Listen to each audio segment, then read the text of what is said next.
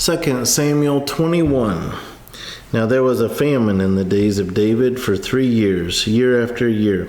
And David inquired of the Lord, and the Lord answered, "It is because of Saul and his bloodthirsty house, because he killed the Gibeonites." So the king called the Gibeonites and spoke to them. Now the Gibeonites were not of the children of Israel, but of the remnant of the Amorites. The children of Israel had sworn protection to them, but Saul had sought to kill them in his zeal for the children of Israel and Judah. Therefore David said to the Gibeonites, "What shall I do for you, and with what shall I make atonement, that you may bless the inheritance of the Lord?" And the Gibeonites said to him, "We will have no silver or gold from Saul or from his house, nor shall you kill any man in Israel for us."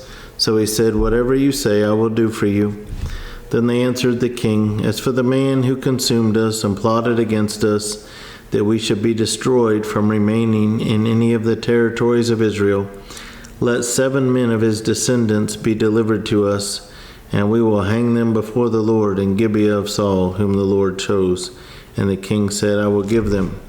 But the king spared Mephibosheth, the son of Jonathan, the son of Saul, because of the Lord's oath that was between them, between David and Jonathan, the son of Saul.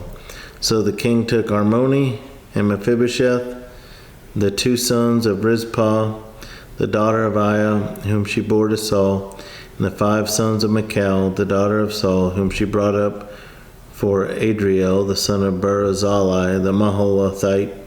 And he delivered them into the hands of the Gibeonites, and they hanged them on the hill before the Lord.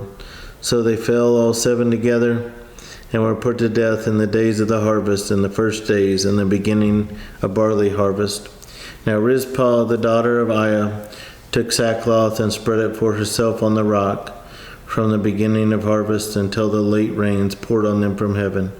And she did not allow the birds of the air to rest on them by day, nor the beasts of the field by night. And David was told what Rizpah, the daughter of Aiah, the concubine of Saul, had done. Then David went and took the bones of Saul and the bones of Jonathan his son, from the men of Jabesh Gilead, who had stolen them from the street of Bethshan, where the Philistines had hung them up, after the Philistines had struck down Saul in Gilboa. So he brought up the bones of Saul and the bones of Jonathan his son from there. And they gathered the bones of those who had been hanged. They buried the bones of Saul and Jonathan his son in the country of Benjamin and Zelah, in the tomb of Kish his father. So they performed all that the king commanded. And after that God heeded the prayer for the land. When the Philistines were at war again with Israel, David and his servants with him went down and fought against the Philistines, and David grew faint. Then Ishbi-Benob, who was one of the sons of the giant, the weight of whose bronze spear was 300 shekels, who was bearing a new sword, thought he could kill David. But Abishai, the son of Zeruiah, came to his aid, and struck the Philistine and killed him. Then the men of David swore to him, saying, "You shall go out no more with us to battle, lest you quench the lamp of Israel." Now it happened afterward that there was again a battle with the Philistines at Gob. Then Sibbecai, the Hushathite, killed Saph, who was one of the sons of the giant. Again there was war at Gob with the Philistines, where Elhanan, the son of Jar-Oregim, the Bethlehemite, killed the brother of Goliath, the Gittite, the shaft of whose spear was like a weaver's beam.